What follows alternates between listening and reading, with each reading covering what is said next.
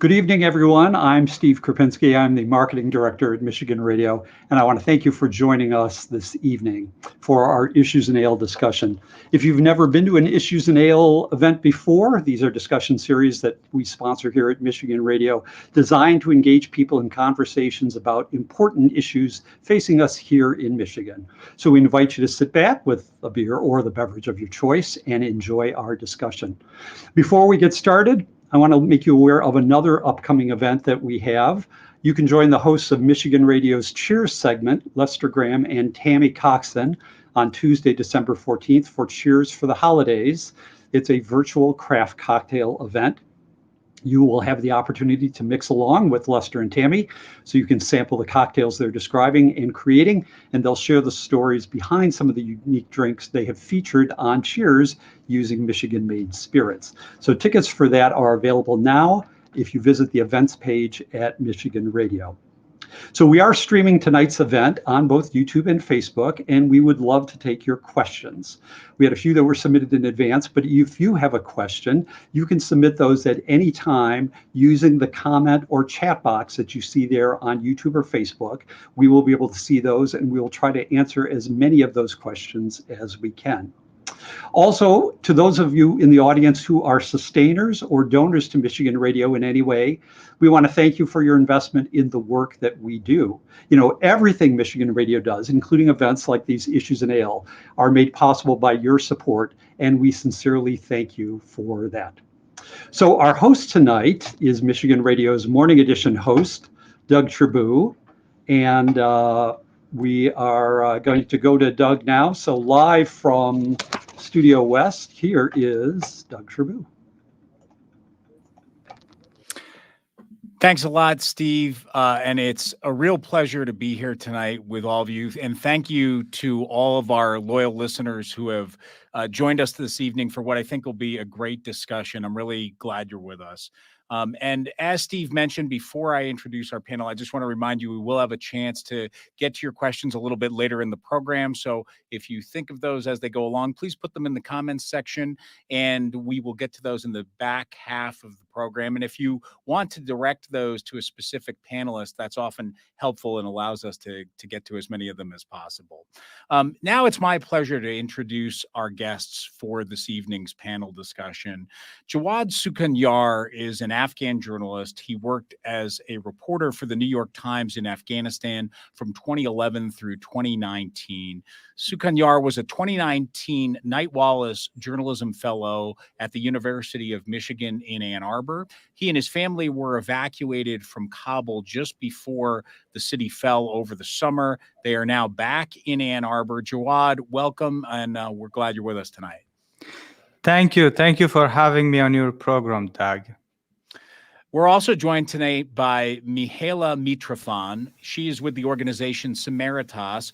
She's the director of the group's Southeast Michigan Refugee Resettlement Program. And under her leadership, the refugee programs have expanded to include employment and training, behavioral health, and release support for unaccompanied minors reuniting with family members. Mihaela, thank you very much for being here. Thank you for having me, Doug. And we are also joined tonight by Stephanie Nawyn. She is an associate professor in the Department of Sociology at Michigan State University. She is also the co-director for academic programs at the Center for Gender in Global Context. Nawyn's research and teaching expertise are in migration, refugees, and gender, with a focus on refugee resettlement and the international protection of Syrian and other refugees in the Middle East. Stephanie, good evening. Thank you so much for having me. It's really nice to be here. Now, we are going to turn to Stephanie and Mihaela for their expertise and insights later in the program tonight, but we are going to begin this evening with Jawad and his story. And Jawad, as I mentioned, you were reporting in Afghanistan for the New York Times, and you came to Michigan for the Knight Wallace Fellowship. and we're here for a year. That's a program run by Wallace House on the University of Michigan campus that brings journalists from across the country and around the world together to study and work on independent projects that will help further their journalism careers. I'm lucky to have been part of that program a few years earlier. And after that program, you decided to return to Afghanistan, build a new home in Kabul, and be part of your country's future. What were you feeling and thinking at that moment before the U.S. withdrawal had been announced? Thank you, Doug. Well, I was working as a reporter for the New York Times in Afghanistan. I joined the Times in 2011, and in 2018, I was selected for the Knight Wallace Fellowship. So in August 2017, I came to Michigan with my wife and 4 kids and did the fellowship. During the fellowship, I was trying to make sure that whatever I learned here, I could apply it back home when I go to Afghanistan. And that's what I did. In 2019, in June 2019, I returned to Afghanistan with my family with the hope that I'll stay there and I'll be there with my family and work there as a journalist. So yeah, that's what I did. And unfortunately, 2.5 years later, things changed quite dramatically. That I was surprised to say goodbye to a country that I called home, and I had to just give up on everything and end up in the US. But I'm glad to be here, that I have a place to live and I have my family with me. I have my kids here. So it's great to be back to Michigan.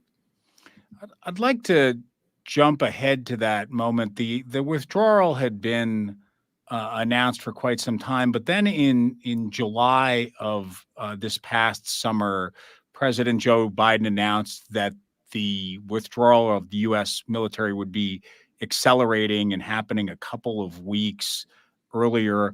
What was it like in Kabul and in Afghanistan in those final couple of months as the U.S. was looking to pull out all of its forces?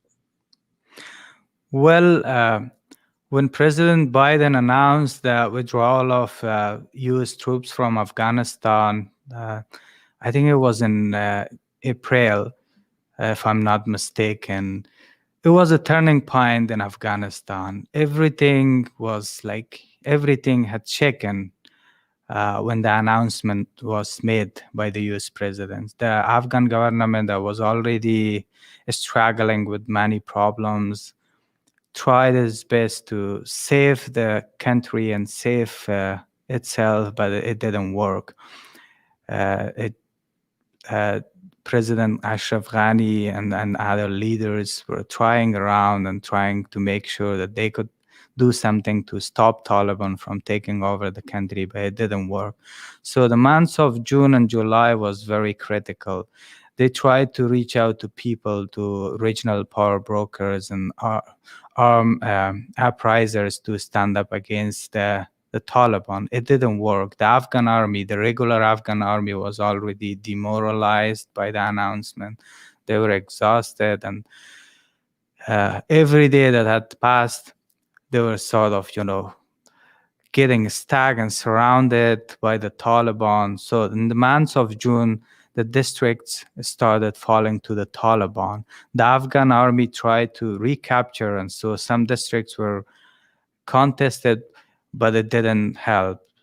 And to come to August, on 6th August, the first provincial capital in southern Afghanistan falls to the Taliban, and that's the time that everyone is feeling that things are out of control and falling apart, and no one knows what to do, and it's already too late. So yeah, that's how it ended. And on August 15, I was in Kabul, and I was just thinking of what to do.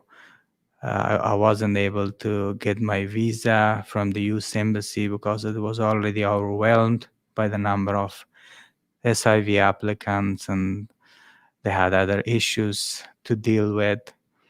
We were stuck, but the midday on August 15, it just came as shockingly as it was. We found out that the Taliban are already in the city, and it was not the Kabul that we had seen or we had witnessed in the past 20 years. When you got to that point, at some point, the New York Times began the process, and some other media outlets in the U.S. to try to evacuate journalists who had been working for them and staff members. What happened with that, and how did that play out for you? Well, the New York Times did a great job. It was the best thing they could do. The only thing that happened at the very last minute, and we could have nearly lost that opportunity to come to leave the country. They wanted to do it at the very last minute. That's how it happened. As I said earlier, it was midday, August 15. I texted a colleague at the New York Times. This is the time that I'm not working for the New York Times anymore. I'm a former employee. But they wanted to make sure that they evacuate everyone who had worked for them, which is great. We really, really appreciate them for doing that. It was incredible. So I get a text. I text a colleague at the New York Times, and they don't know what's going on. And then I get a call from a colleague who works for the New York Times that things are out of control. Make your way to the airport. And then my brother and I start looking for documents. And the first thing we do is that we are not so sure that it will work. We go around, destroy our documents and papers that affiliates us with Americans and with the news media, so that if we fail to leave, we won't be in bigger trouble. So yeah, and then we try to make it out and find a car, head to the airport. Along the way from home to the airport is a 25 minutes drive. But this is not the Kabul that we had seen before. There are army trucks along the road. There are SUVs abandoned. There are Taliban roaming around with their vehicles. It doesn't look like a city. You see few people on the streets, unlike the morning that was too busy and too crowded. So this is what the scene outside my home and in Kabul city was on August 15. And it started by midday. So we went to the airport. There were some Afghan security forces at the airport, but there was no security checks. We made it inside, and we joined the group, the New York Times colleagues, some of them who had already been there. We met them and we waited, and it was planned that we would be evacuated in a matter of hours, 2 hours, 3 hours, but it never happened. We ended up staying at the airport for 2 days, and it was difficult. There was nothing to eat. There was no water. There was nothing. We were just waiting and hoping that we would be able to get on the military side of the base and be able to leave the country. It didn't happen. On August 17, if I'm not mistaken, 2 days later, it's around evening, the Taliban enters the airport and they try to force people to leave. So they start beating everyone indiscriminately. They beat women, they beat children, they beat whoever comes their way. And that's when we gave up on everything. I grabbed my 2 little kids, and my wife take care of the 2 other kids, and we try to leave. We were lucky we were not beaten, but we saw people being beaten badly who had fractured hands and bruises. So it was awful, and it ended up in a failure. We went back, but we couldn't go to our own home because I don't want to give the Taliban or whoever another chance to come and find us. We had to go to another home of a relative that I had talked to before Kabul fell. I told this relative that one day if things go bad and we get stuck, I might come to your home. So yeah, I get emotional. I'm sorry, but of yeah, course. we went there like in the middle of the night, and they were surprised to see us. But I thanked them for giving us a place to spend a couple of nights there, and then plan another attempt to come to the airport and try to leave the country. So yeah, we plan our second attempt, and we regroup and make a plan and come to the airport. Again, we spend 2 nights at the airport, but finally we make it out. We get on a C-17 military plane. We're flown to Doha, capital of Qatar. That's when we feel that we are safe. So along the way, there were times that I was feeling that this is the end. So we may not be able to come back to this country. It was too difficult. We were frustrated, we were exhausted, but we made it. And when you were working as a journalist there, and then in those closing days, I mean, the security or the risk for journalists is so high because you're viewed as being associating with foreign powers or with America. Did you have to hide what you did from certain people during your time working in Kabul? Absolutely. Let me go a little bit back in history about how people in Afghanistan see those who work or collaborate with foreigners. First of all, you're not seen with good eyes. You're not appreciated for working with foreigners. It goes back to the history of how powers came and invaded Afghanistan and made a mess and left. Like the British came to Afghanistan, failed and left, and the Soviet in the 80s came in Afghanistan, the Soviet army. Now the Americans, like working with Americans, not only as a journalist, but doing anything with Americans, you wouldn't proudly say in public that you were working with Americans. And that was my story and the story of many Afghans who had worked with Americans and with other Western allies. Only your family would know that you work for so-and-so organization and your relatives, but not in public. It wasn't something to be proud of. I should say this honestly. It turned out that it sort of, so no one in my home village, no one in my, network of friends, like broader friends, would know that I was working with Americans, except my relatives and people I had business to.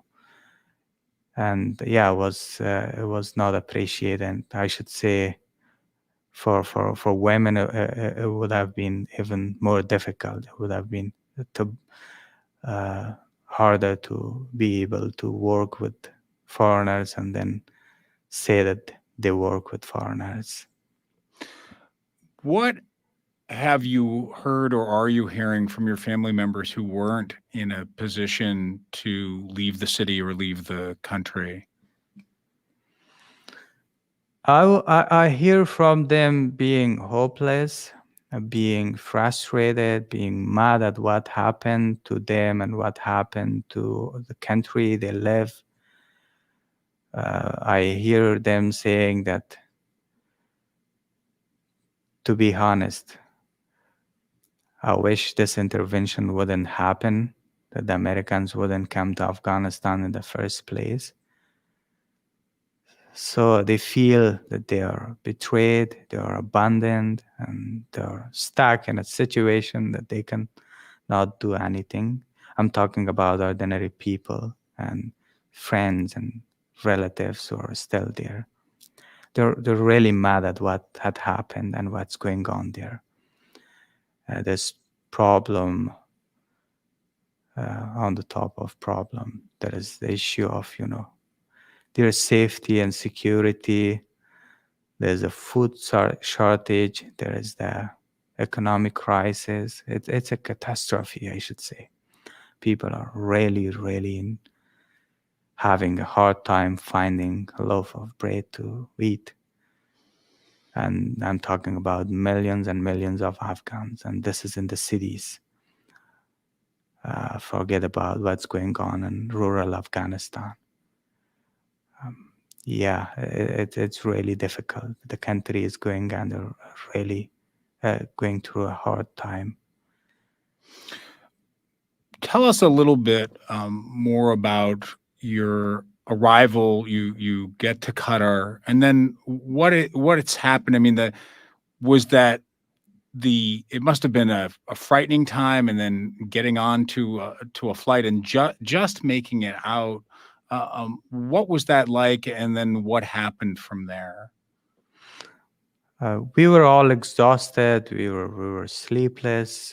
We had no clothes to wear. Honestly, I came with a backpack. We lost our luggage in Kabul airport days before we could leave. So we were like tired, didn't know what to do. We had family members who were still in Afghanistan, and it was a hard time. My kids were traumatized, shocked. They were just staring at us and at everything, and they wouldn't know what had happened to them. And how old are your children, Jawad? My oldest son is 12. I have two daughters, 8 and 7, and then I have a 3-year-old son. So yeah, they're exhausted, they're traumatized. They didn't know what had happened. They didn't know about politics and about how America stopped, what it was doing for Afghanistan and how it turned its face and left everyone behind. In 2001, when the US and its allies came to Afghanistan, they brought with them lots and lots of hope, and people had expectations from them. There were promises made that there will be democracy, there will be rule of law, Afghanistan will be a better place to live, women will be able to go out in public, work, girls will be able to go to school, so there will be opportunities and a lot to do. And it was true for some years, but it didn't end the way Afghans expected. So your family eventually makes its way from Qatar to Mexico City, and how long were you there? And then how did you make your way to Houston? We spent between 4 to 5 days in Qatar waiting to come to the US. It wasn't said to us where our destination would be.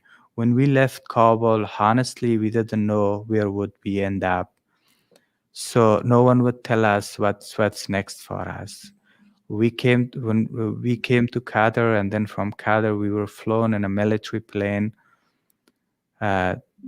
all the way to Mexico City. It was a 27 hours flight. We had 2 stops along the way, but it was too long. That was the longest journey, the longest flight I had in my life. And The difference between that flight and the flight from Kabul to Doha was that in that long flight, we had seats to sit, but the one from Kabul to Doha, we were just sitting on the floor and it was too cold.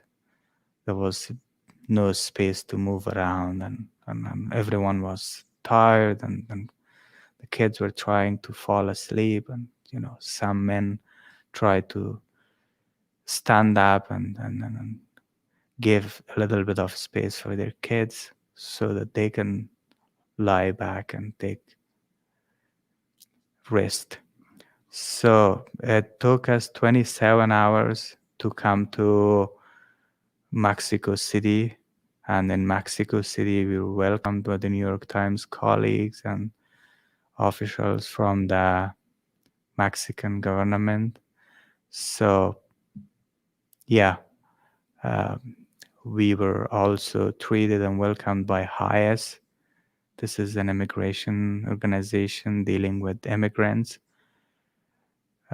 We got arrival visas in Mexico, and I don't know if it was a week or less than a week. Then we were flown to Texas, Houston. That was on August 31st. And when we came to Houston, we got one-man arrival humanitarian parole visas, and we were received by Catholic charities. They took care of us. But it was an exhausting trip of about 2 weeks. So I left my home in Kabul on August 15th, and I arrived in the US on August 31st. And then there was about 1 month that I spent with my family in Houston. That was to get the immunizations and the immigration process done. And then on October 4th, we were flown to Michigan. Well, we are glad that you're here and that your family's safe, and we'll talk a little bit more about settling in a bit later on. But thank you so much for sharing your story. I want to welcome back in our other panelists, Mihaela, Mitrofan, and Stephanie Nawyn at this point. And Stephanie, I'd like to turn to you in this story about the Afghans who are coming to Michigan, about 1,300 people in total, or whether we're talking about stories from Syria or currently in Belarus. We hear the term refugee used a lot, but it's also a legal term for a process for people to resettle. Could you walk us through some of the distinctions and the specifics about refugees versus the evacuees like Jawad who are coming to the U.S. now from Afghanistan? Sure, absolutely. So the term refugee, we sometimes use it colloquially to refer to anyone who's had an experience of persecution, is in danger of losing their life, or of torture, or some sort of persecution in the country that they're currently in, and they need to live somewhere else in order to be safe, right? But it's also a legal determination that Jawad and his family most certainly meet, but did not have the time to actually get before he and his family had to leave, right? So, and that's created this issue now with Afghan evacuees coming to the United States. They don't have legal access to the same kind of process of resettlement that Mihaela can tell you lots of details about. And so more often than not, in order to become a refugee, you have to leave your country first, and then a status determination happens. You apply for refugee status, and it usually takes a very long time. The U.S. State Department advertises that it takes an average of 2.5 years, but more often than not, for many people, it takes much, much longer. And you have to document every single time you came in contact with the agents of the state. you have to describe every kind of interaction that you had that describes the kind of threat you were under. You have to tell over and over and over again the kind of trauma that Jawad has talked about on this show, but you have to say it to so many different people. And you have to tell the story exactly in the same way, despite the fact that because of that trauma, it's very hard to tell that story in a linear fashion. And so every single detail you give is investigated, and that is in part why it takes such a long time. And there was absolutely no way, given what was happening in Afghanistan, that we could require people to go through that very long process of status determination before we brought them to the United States to be safe. Mihaela, could you share with us some of the things that happen for people once they arrive in the U.S.? What is that transition like? It must be so difficult for people who are, in most cases, Jawad had been to the U.S. before, but in most cases, people are arriving here never having thought that they would end up in the U.S. What are some of the logistical things that happen once they get here? Yeah, I mean, the journey is very different than of regular refugees. And as Jawad mentioned, they are facing a lot of unknown. They don't know exactly what their destination is, if they have an opportunity to reunite with family members, if they have a say in the location where they will end up being placed. So it is quite difficult for them to go through that process. So the way things look like, they are placed in one of the 8 bases where they are processed. Their documents are verified. They go through additional verifications and background checks. They receive an initial assessment, including the COVID vaccine. And they are also given the opportunity to identify family members. So those are successful matches when Department of State and the processing entity at the military bases can create that match. Otherwise, Afghan evacuees are matched with one of the resettlement agencies in different states. And while they are waiting for their departure, their application for employment authorization document is submitted. The Social Security card application is submitted as well. And they go through a general orientation where they get a sense of what they can expect once they arrive at the destination point. And Mihaela, I think this would be a good time to have you tell us a little bit more about Samaritas and the role that your organization plays and other private nonprofits who step into this process that begins with government agencies. Where does Samaritas fit in at that point? Right. Samaritas is one of the local resettlement agencies in the state of Michigan. We've been doing this work for more than 70 years. We have a national affiliation with Lutheran Immigration and Refugee Services. They are one of the 9 national resettlement agencies, similar to the one mentioned by Jawad, which is highest.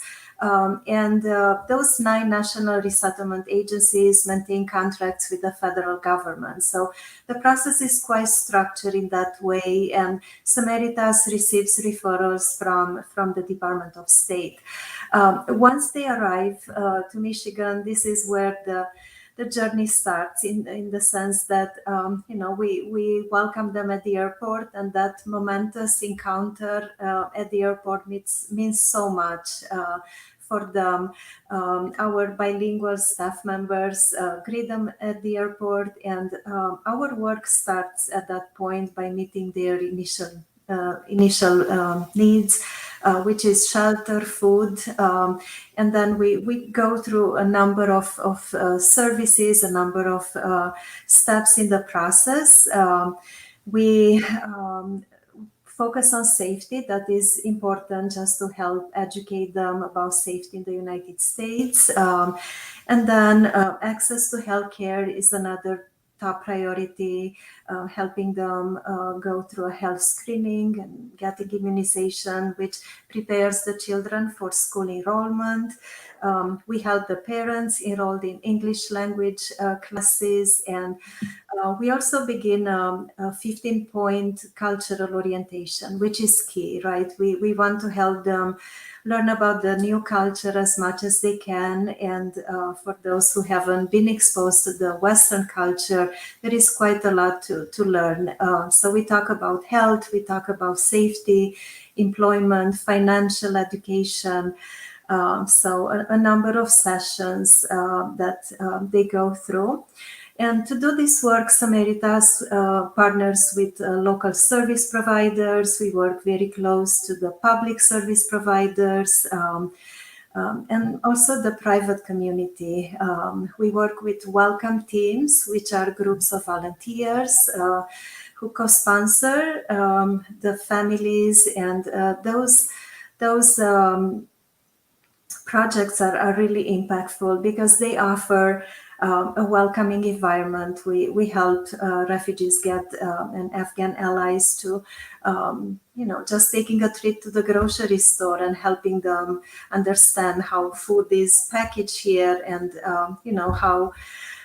how to stretch their budget, which is quite limited. So I think it's important for the public to know that Afghans, similar to refugees, they receive a one-time grant from the federal government, which is $1,225. So that is a one-time opportunity for them to receive that assistance. And resettlement agencies work very hard to stretch those dollars and cover housing, cover utilities, food, clothing, and just meet their initial needs. I want to mention that job readiness and job placement are also essential activities in helping the family become economically self-sufficient. So we work with a number of employers across Southeast Michigan, and there are so many wonderful new opportunities that we are able to connect Afghans in terms of pursuing a career and just rebuilding their lives. There is so much they need to accomplish in 90 days. This is what the program timeframe is, and it's a lot we ask from them. What we see, Samaritas already resettled 40 individuals, and we've been meeting with them, talking to them, and they are quite tired, they are quite disappointed. So it's a lot of work ahead of us. But what we see in them is also resilience and that strength that they display, that they are ready to close a chapter and start a new one.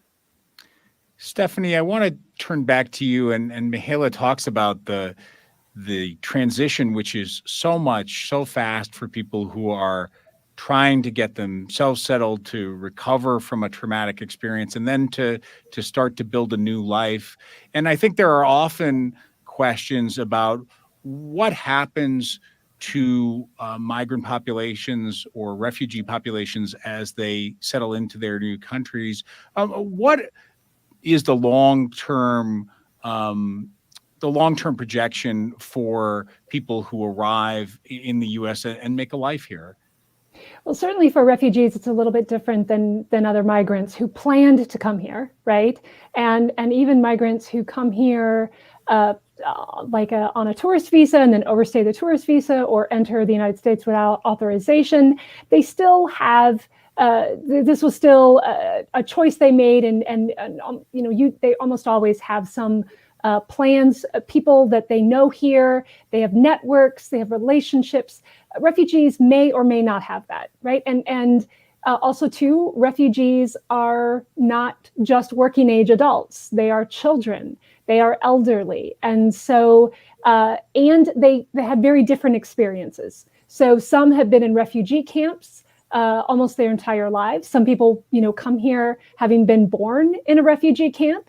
Some people come here, like Jawad and his family, after being displaced for a relatively short period of time, and very well might still be in shock about the experience and still trying to process what happened to them months ago, and now are being asked, like Mihaela said, okay, you've got 90 days, get your feet under you. It's, so everybody is facing different kinds of challenges, but on the whole, what happens is that refugees become our neighbors.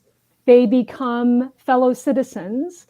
It usually takes a little bit longer than we see for other immigrants who have time to plan more when they come here and maybe have more networks, personal relationships that they can rely upon. But all the research shows that when you bring refugees to the United States, they eventually integrate. And we have some of the best integration outcomes compared to other countries that resettle refugees, in part because we give them the right to work here, whereas many countries in Europe, they try to protect native-born populations from having that competition in the labor market.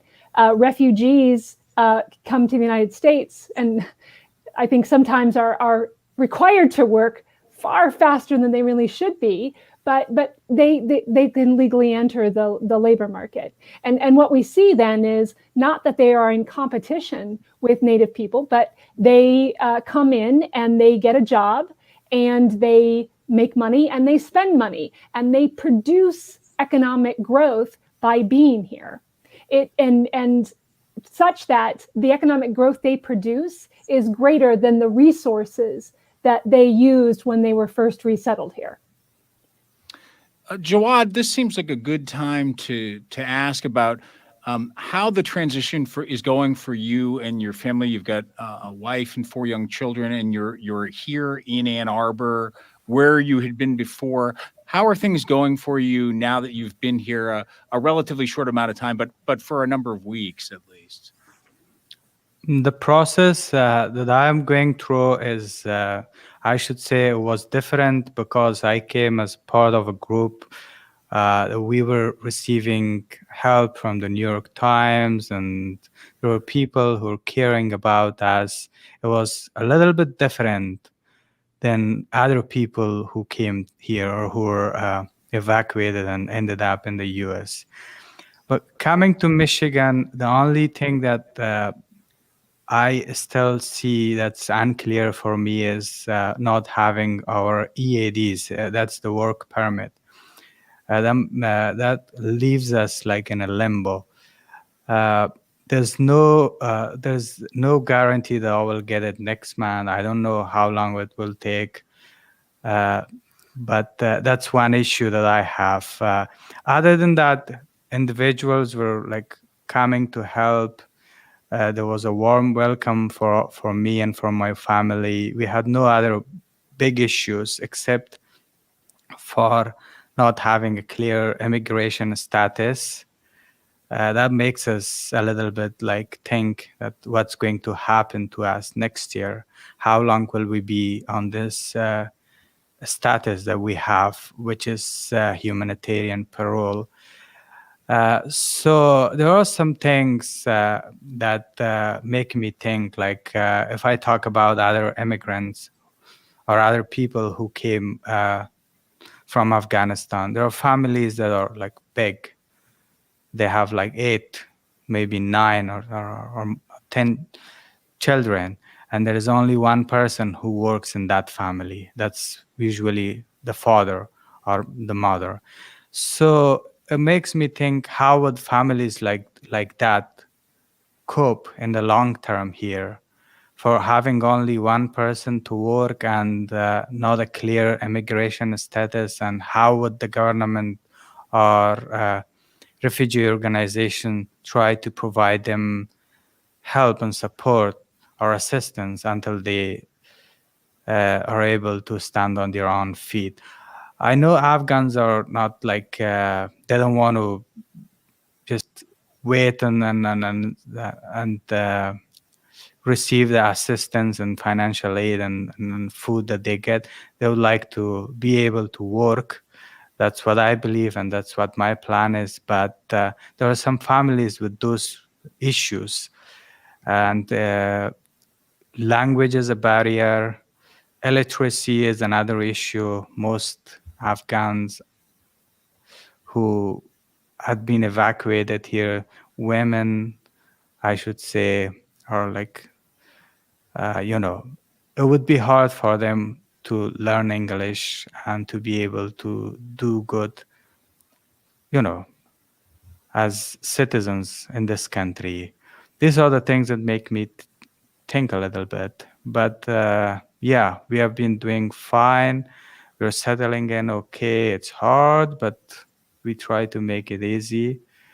We had people who helped us enroll our kids at school. We had people who came to help us set up our place we live, the apartment.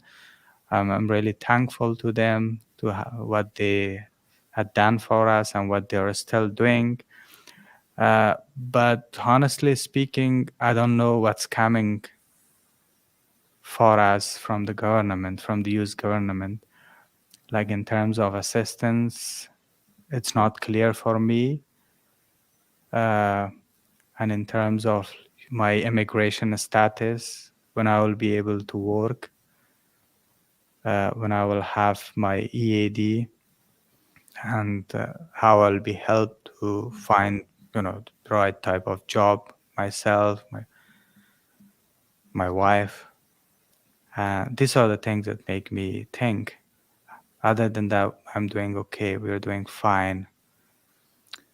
Stephanie, I want to turn back to you, and in preparing for this evening, you and I were speaking, and a lot of the conversation about these types of stories, at least in a maybe in a national level or in some media outlets, turns to that economic factor, or the ability to work, the ability to assimilate and get into the flow, if you will, of our society here, and that can kind of overwhelm some of the narrative for what's happening, especially when we hear what Mihaela is saying about the speed that people are being asked to change their lives at. I know you have some thoughts about that. Yeah, so when the Refugee Act was first passed in 1980, this was a law that created the resettlement system we basically have today. Refugees had a much longer time to get settled. They had years before they were no longer eligible for things like cash assistance. They had a caseworker at a resettlement agency helping them for a much longer period of time. Now it's, it ranges in the state from kind of minimal help over 6 months to 90 days here in Michigan. I know some agencies that only provide assistance for 60 days. So it's a really quick period of time that you have to kind of get up and going. What we do have in the United States is a lot of people who want to help, private citizens who step into the space where we don't. Anybody who has ever needed any help ever knows the United States does not have a very thick safety net for anyone. And so, but there are a lot of communities that have really decided we're going to be a welcoming community. We're going to do what we can. And so they work with resettlement agencies, communities of faith, state and city agencies, and they do what they can to help. And the kind of assistance Jawad has described is it's not always enough, but in many places it's there. And that's what this is really about. I think there's a lot of concerns and anxieties that people have about any new people coming into an area, and the sense that I don't have enough for my family. When a newcomer comes in, are they going to be taking things away from me? But it's really, that's not at all how the economic system works or the labor market works. When you have more people coming in to contribute, you have a bigger economy, right? Jobs are not a set number, and the number will never go up. More people coming in brings more creativity. It brings more work ethic. It brings more ambition. It brings more drive. And in a state like Michigan, where we are losing national representation, right? Because our population is growing at a much slower rate than other states. We should be excited about this as a resource. But ultimately, we're not bringing Jawad and his family and other Afghan evacuees here because they are amazing people who are going to help our economy. We are bringing them here because they are people. This is something we do because there are people who cannot live where they are. They will die. They will be tortured, beaten, and they will die. And yes, we cannot save everyone, but we were able to save some people, and we could save even more than we are doing right now because we have that capacity. And to me, being a part of refugee resettlement and advocating for refugees, to me, is like I get to do this one small thing that could save lives. And I see that as a blessing, to be honest. It's one of the most amazing things about this country that we have traditionally resettled. Half of all resettled refugees in the world are coming to the United States. That is really something to brag about. We lost that status over the last few years, but we can regain it. We have the people like Mihaela coming here. We have Jawad and his family who are going to be able to help Afghans coming next year and the year after that. We have the capacity to do this. It is one of the most profound things to be able to do to save people's lives. That's why we should be doing it, and we should do it to our full capacity. I want to take a moment to remind our audience that you can submit your questions in the chat or comments section on your screen, and we'll try to get to as many of those as we can. I want to turn back to you, Mihaela. One of the recurring questions and comments that we're seeing now is, how can people help? And people are talking about different ways of helping. Either they are bilingual or financial support. Could you talk about some of the ways that are the most effective for people who want to be part of this process? Sure, and I will build a bit on what Stephanie shared. I mean, if we were in a room, I would just stand up and clap because there is so much power in those words, you know, helping all of us understand what this work is all about, right? I mean, it's a humanitarian response, and we have an obligation to extend our arms and welcome the new neighbors. So that is so important to keep at the forefront of this work. Samaritas and the other resettlement agencies stood in the gap for times like this. I mean, we went through times when we lost more than 75% of our staff capacity. The experience, the knowledge went out the door in the last several years. So we are rebuilding quickly and adjusting to this sudden growth. And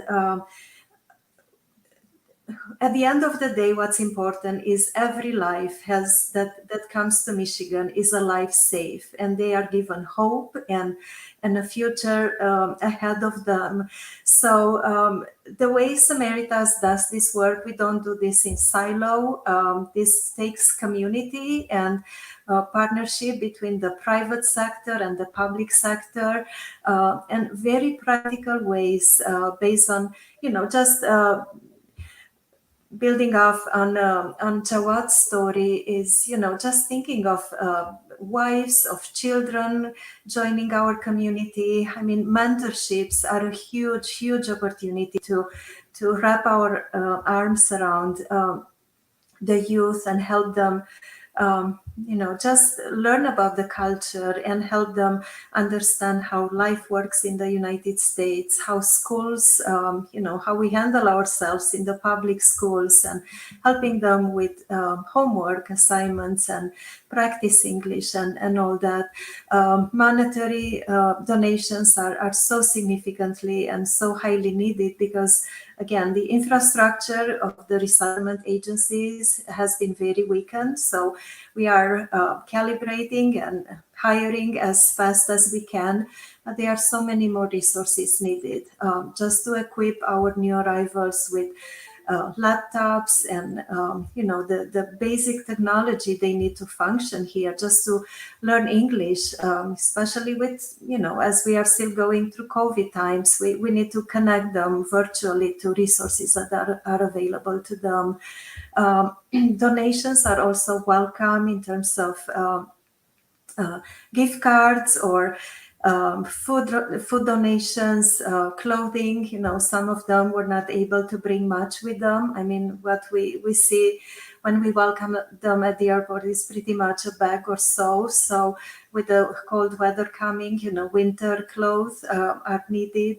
And also helping the resettlement agencies identify available housing. We are dealing with a housing shortage, so leads for affordable housing in safe areas, and just helping furnish those apartments with the necessary items are part of our ask. Mihaela and Stephanie, please feel free to chime in here as well. Another question that we have from Barbara is about what are the differences in services provided between the different private organizations, whether it's Samaritas or HIAS or Jewish Family Services, Catholic Charities. What are the differences between what those groups are doing? Mihaela, I guess I'll go to you first, if that's okay. Yeah, absolutely. So pretty much the organizations are doing similar work. The difference is just in name, but the mission is similar. So Samaritas is one of the many local resettlement agencies. And as I mentioned, Afghans are matched with the different organizations by the work happening at the military bases. However, walk-ins, especially migrant visa holders who manage to make the trip to Michigan, they are welcome in our care as well. They just call us or walk in our offices, and they are eligible for services immediately. And Stephanie, could you describe a little bit about the quality of the network of organizations available here in Michigan, and what's happened in recent years when there was a slowdown under the Trump administration of refugees and migrants, and how that affected the work that Mihaela is talking about? Yeah, so these organizations like Samaritas and others, they get funding largely for per refugee that they resettle. So if there are no refugees coming in, their funding can zero out.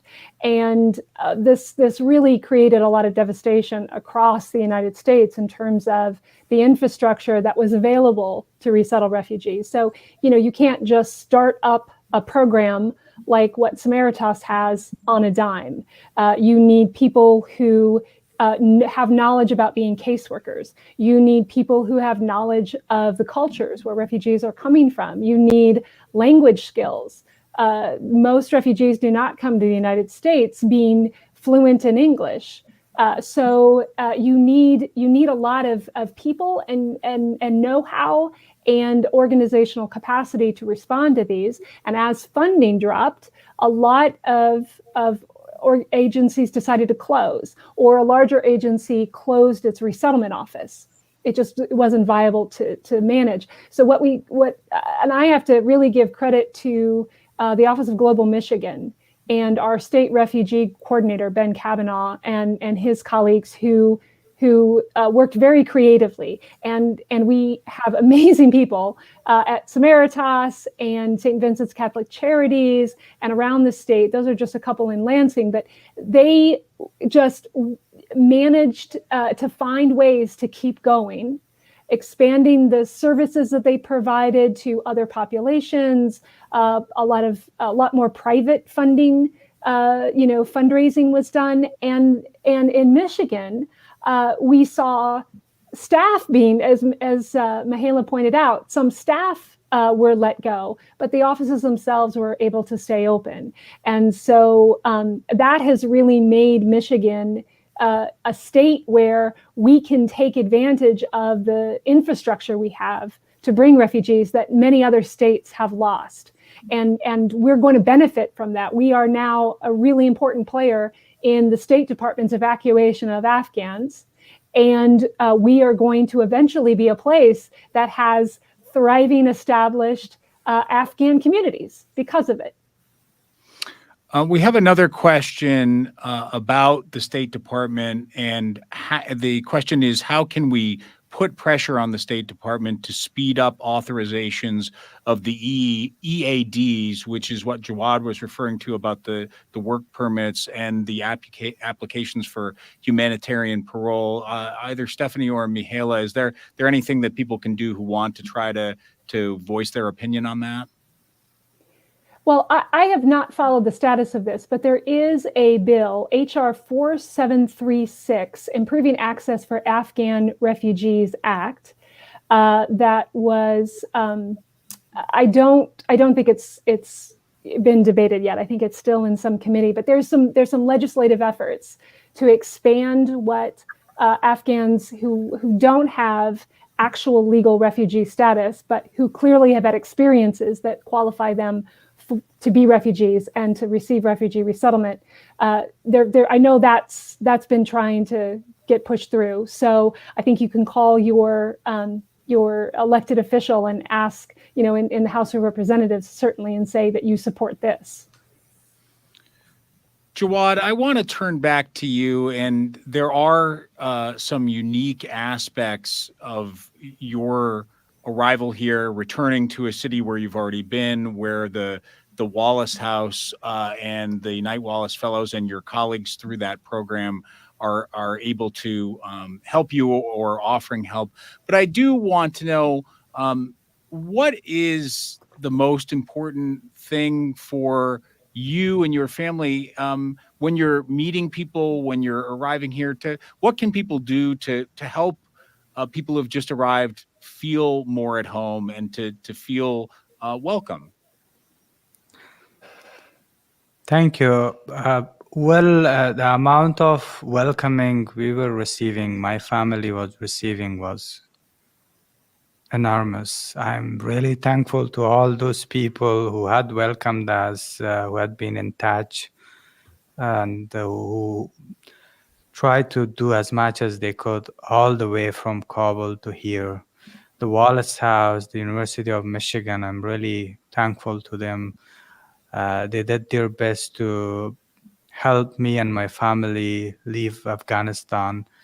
And they're now the Wallace houses on my side. My colleagues and my fellows in the class of 2019 helped me too. They helped me emotionally, financially. There were other great individuals, great human beings who did help me and my family to make it to here. It would have been difficult. I should say it would have been impossible to get to Michigan and be able to cope with all those things that happened to us and to my country if we didn't have these people around us, these great human beings. I really appreciate them. And I want to thank Stephanie for saying that we are people. Yes, we are people. We were standing by the side of the Americans, and we hope that they would succeed in Afghanistan. We were there with them all the way from the time that they came to Afghanistan, and it would have been, and we are grateful to what America did to my country. If you look at Afghanistan before 2001 and after that, you can see the difference. It's not fair to say that there wasn't much done for that country in terms of reconstruction, rebuilding, and how people got help. There were lots and lots of generosity coming. There were billions and billions of dollars that was spent in that country, and Afghans are really grateful to that. I should say that. I wish it would have ended in a better way, but we are happy and we were grateful that we got what we deserved. The people who stood alongside Americans, some of us, I should honestly say this, thought that at the end we would be forgotten, we would be abandoned, but we're thankful that it didn't happen that way. And the amount of, welcoming that Afghans get here, I hear from my friends and people I know in other states. It's great. It's Afghans are really grateful to that, and I personally want to thank everyone who had helped me and who made this possible. Otherwise, it would have been too difficult to cope with all that we had. Jawad, have you heard from other evacuees, either your colleagues or other Afghan citizens who are here now? And have you heard about how their experiences have been either similar or different to yours? Sure. Yeah. When I talk to people, they all are like, they all talk about how they get help from individuals, from organizations like refugee organizations, and the communities that they live or they're resettling has been welcoming to them. So far, I haven't heard anything that would like look that they weren't happy with. It looks like people are really welcoming Afghans, and Afghans are very happy. But there are issues. There are issues that could be resolved, and that's that takes time. And I mean, I've been reaching out to people who got resettled in as far as Los Angeles and other states, and they seem to be quite happy. The health services that they get, the treatments and the immunizations, all these things are like very important, and they've been receiving that. And so far, I don't see any complaints, I should say. I want to direct another question from one of our audience members to the panel. Jay asks, and this is for Jawad, and I'd like to open this up to you as well, Mihaela. How significant is the language barrier? Do many of the people arriving have some level of English? Obviously, Jawad, your English is excellent, but do you have a sense of that on the larger scale for people coming out of Afghanistan? Yes, there is an issue of language barrier with Afghans, especially among children and women. Afghanistan has two national or official languages, Dari and Pashto, and most people are bilingual, but English is not spoken in Afghanistan, and the people who were evacuated, I should say, in most like families, one or two people are able to speak a little bit of English, or maybe enough to get around. The rest, they have that problem, and they really need ESL or English as a second language classes to improve their language. Other than that, that's one of the problems that people have been facing. Like in my group, there are families of like 7, 8 people. No one spoke like a word, but they're picking it up. They're really open towards learning other languages, and kids would pick it up quickly. But for elderly people, it will take some time. It's very important. It's very important. It affects you on how you start your job, and what you can do and what you cannot do. That's a very important issue that this organization could focus on and try to help people with that. Most Afghans really need that. Mihaela, anything to add there? Yeah, we do recognize the same trends. Usually the heads of the family, the husbands do speak English because they have worked with the US troops overseas. However, the wives and the kids, we plan to help them get enrolled in English classes as soon as possible. And that's why we line up every possible resource. We have some families who live in a temporary housing, and we are bringing their English language instructors, and we work hard to get them connected on online English platforms. So the Office of Global Michigan has created a program that offers licenses to get everyone on those classes. So yeah, a long journey ahead, but we envision that the kids will pick up the language really fast once they get enrolled in school, and there are English classes there as well. Mihaela, is Samaritas, this is another question from our audience tonight, is Samaritas coordinating with various mosques throughout the area as they resettle refugees? Yes, we do. Yeah, we have partnerships with various mosques in the city of Detroit, in Oakland County, Macomb County, Wayne County. So yeah, we are engaged in a interfaith outreach quite avidly. So yeah, we welcome partnerships, continuing to recruit co-sponsoring teams or welcome teams, as we call them, because we want to bridge that cultural gap and making sure that they are welcome in a culturally sensitive manner. Stephanie, I want to turn back to you, and we are seeing this rush of people, 1,300 people coming to Michigan, and a larger group coming to the U.S. as a whole. But I wonder about the long-term prospects for Afghanistan. As Jawad mentioned earlier, and it has been reported in the news extensively in recent weeks, there is a massive, devastating humanitarian crisis happening in Afghanistan. What are the prospects for other people trying to get out of the country and not necessarily come to the United States, but trying to get to a safer situation? And how does that affect the sort of global refugee situation?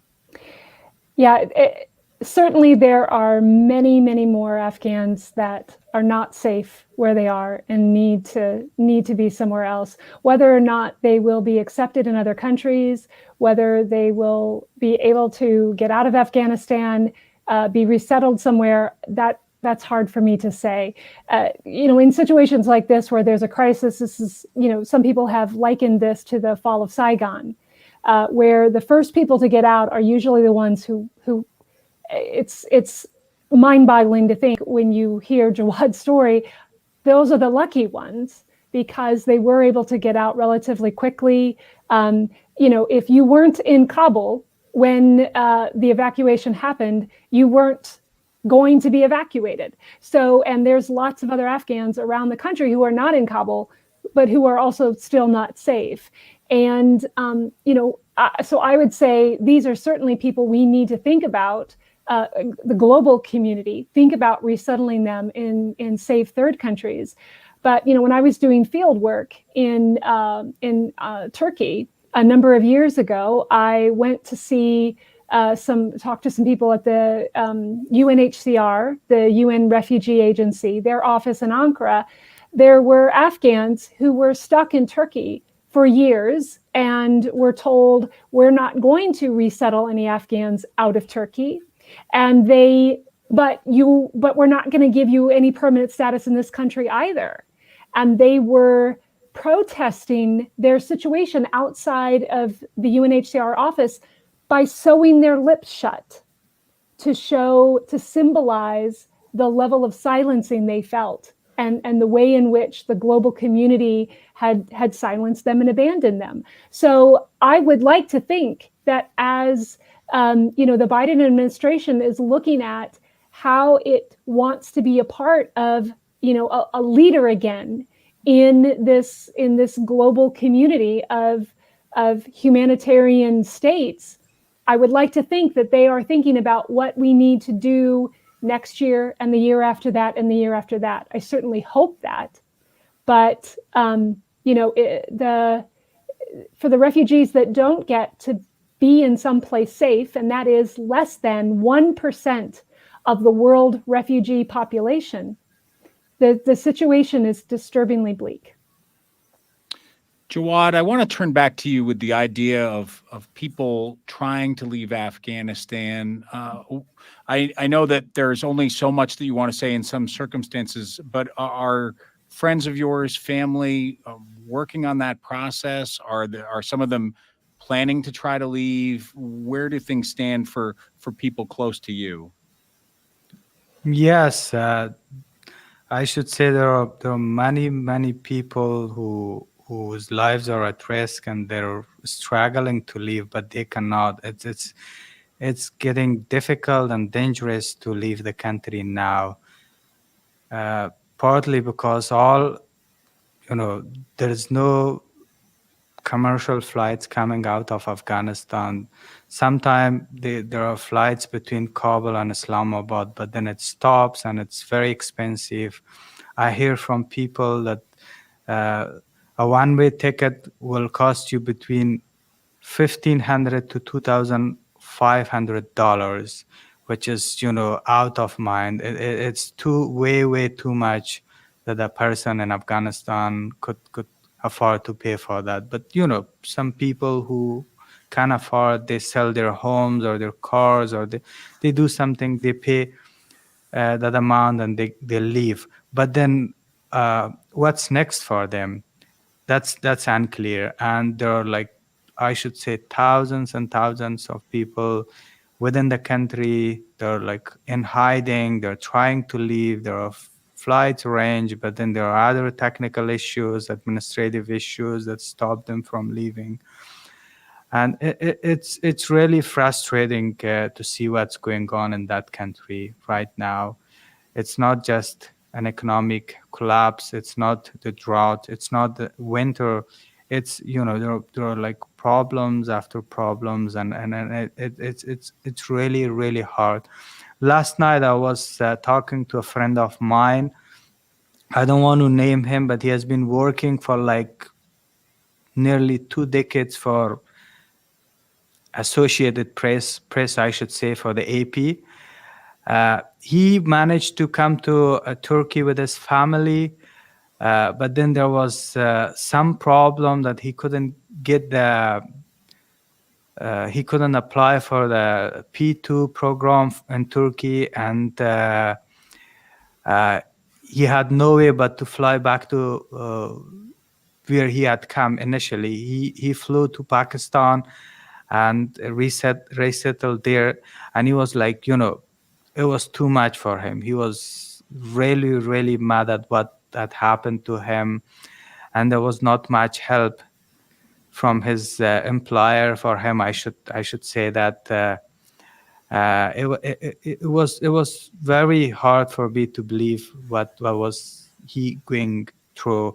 And this guy has 4 or 5 kids, and he has been working for a major news wire, and this is what's happening to him. And there are some organizations that are not really paying attention to help, and there are other issues coming up, and it's becoming too difficult for some people to cope.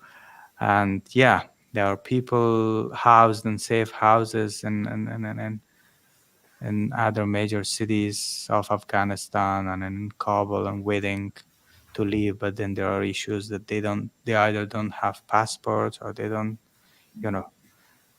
have any identification documents, or their process, they need to get a vetting process done outside Afghanistan, and it's always time consuming, and it's making things really difficult. And Have you heard from your brother and his family, and from the relatives who put you up when you were in the process of trying to get out at the airport? Have you heard from them, and are they safe? Yes, I hear from them. They're safe, but they're struggling. It's becoming too much for them. My mom and my brother are waiting, and there's nothing I can do from here. I've been reaching out to people I know by email, and it didn't work. For some reason, they're stuck there. They cannot leave. You know, they never planned to leave the country, but you know, with the Taliban in power, there's no way they could live. Being affiliated to like me and someone who worked with Americans, but it's making life dangerous for them. And there are many Afghans who are in the same situation as myself, and they're helpless. I don't know why the process is being like stopped at this point, but there are really people who really are in danger, and they need to be evacuated, but it's not happening, and there isn't much they can do, and it's really frustrating.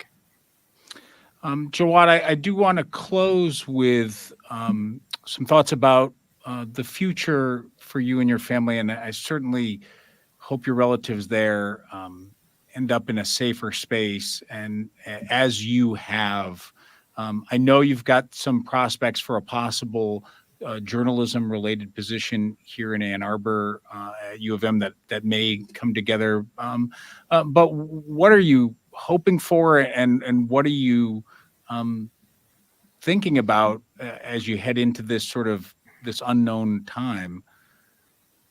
Well, it all happened at once, and it took us by surprise.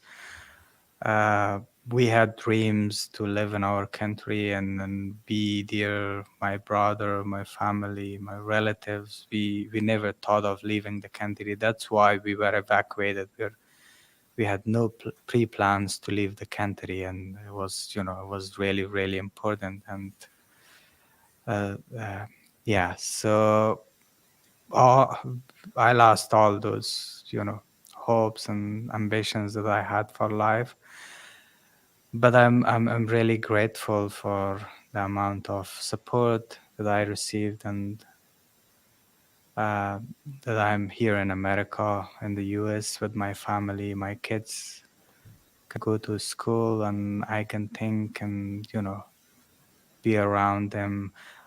But yeah, I would like to see if there is an opportunity for me to continue working as a journalist. I would love to do that. That I have a passion for that. I've been doing that for many years in Afghanistan, and I should say I have invested a lot in that field, and it would not be fair to leave it here. But I hope there is a platform that I can start working as a journalist, and if I am able to do that, that would be a great thing. Otherwise, I would just do something around journalism. But I should say it's impossible to leave that profession, at least for me. I wish there was peace and there was possibility that I could continue doing that from my country, from Afghanistan, that I would have been able to serve my people, raise up their voices. But, that's lost now. And here we are. And I would like to see if there is any opportunity. I would love to continue doing journalism. In fact, I'm proud for what I've been doing before. It was all for the cause of the people, the community that I used to live. It was all for, raising up voices that were silenced, being by the side of the people. I know it wasn't much, but it was something that I was happy and proud for doing.